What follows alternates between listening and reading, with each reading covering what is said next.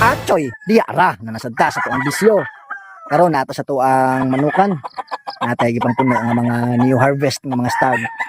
Nga atong tipi kuangan man gyud kay kuangan mas tag budget. So nakakuan sila, nakatilang sila karon. Kani. Ano siya, lima ra ni kabuok sa among selection pod nga napilian. Nagibitang diri. So tanawan ninyo. Kung unsa ta ka budget meal dring dapita. Diara. Alright, mo ni ato ani Golden Boy. Golden Boy straight. Hindi to barog. Stag ka lang gyud. So pagid ka na puruma. So kanina asad tay kuan. Ito na yayon or bawa ni. Tignan tiglaw ka ta. Kani kay Golden Boy cross. So stag pa. Alright. Niya kani Golden Boy cross gyapon ni siya. Perfection run head cross.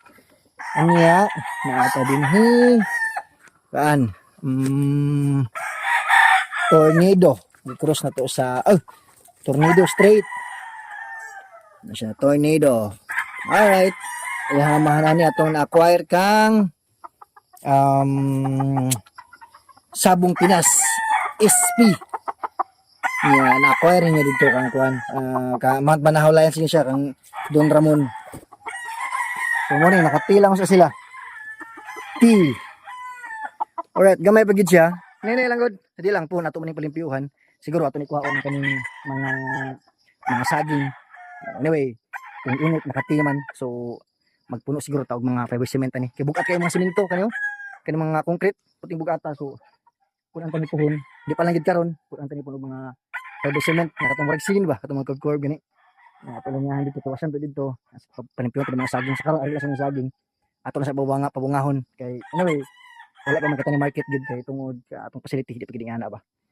Basin this month or next month magpahimo ta gamay nga ridahan dito malang ato tabayanan kay lisod kay Urias Loop magud dili para sa katong kuan ba katong plane gani nakandot sa plane kita ang limpyo kayo hapsay gani kay flowing magud mag-uwan ma-wash out ra sila may naka advantage pod.